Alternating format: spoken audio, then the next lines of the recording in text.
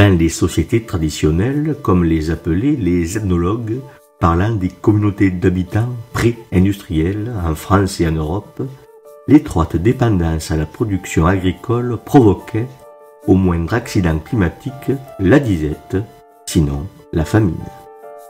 Celle-ci s'amorce par une pénurie de grains sur les marchés locaux et donc corollairement par une hausse très significative des prix des différents grains.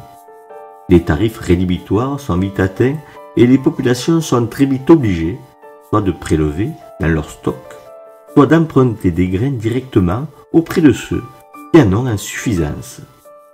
Il ne faudrait pas croire qu'une famine arrive subitement. Elle est en général prévue dès la récolte. Le volume de celle-ci, lors d'une mauvaise année liée à des hivers pourris, c'est-à-dire pluvieux, comme en 1693 et 1697 par exemple, permet immédiatement de savoir ce que sera l'année alimentaire et la difficulté inhérente à la soudure. Cette période qui sépare l'épuisement des stocks de grains dans les maisonnées paysannes de la récolte, à la fin juin ou au début juillet. La fin du printemps a sans doute toujours été une période difficile pour les populations des sociétés traditionnelles. L'expérience permet une certaine adaptation et notamment l'achat de grains en période de prix bas, immédiatement après la récolte par exemple. Et si la maisonnée est trop désargentée pour pouvoir acheter ce grain manquant, elle peut l'emprunter en gageant des terres. À un niveau supérieur, celui du village, les autorités de la communauté d'habitants ont mis en place des procédures pour assurer au mieux l'indépendance alimentaire du village.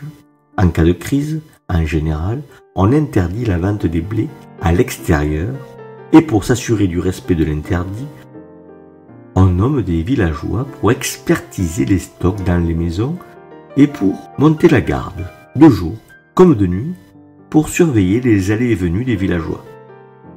Nulle mule ne sort plus du village sans avoir été inspectée.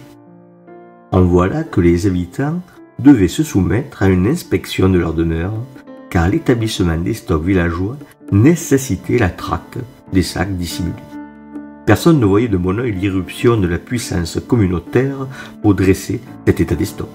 Une liste était dûment dressée et les consuls et les conseillers politiques avaient donc accès à des informations cruciales à une époque où les grains sont au centre de l'économie.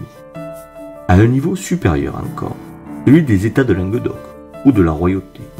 On s'est évertué à rééquilibrer les marchés des grains locaux en créant artificiellement des flux économiques entre les régions déficitaires et les régions excédentaires. Cela était possible car les aléas climatiques ont souvent eu un impact seulement local, voire régional. Lorsque la crise de production est générale, ou presque, les blés sont achetés à l'étranger, au Levant par exemple.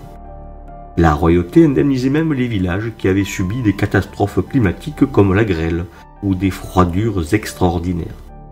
L'aléa climatique, le hasard des temps qui fait, le chaos météorologique sont à l'origine des premières indemnisations paysannes, comme l'aléa maritime a été à la source des premières assurances et des premières mutualisations des risques.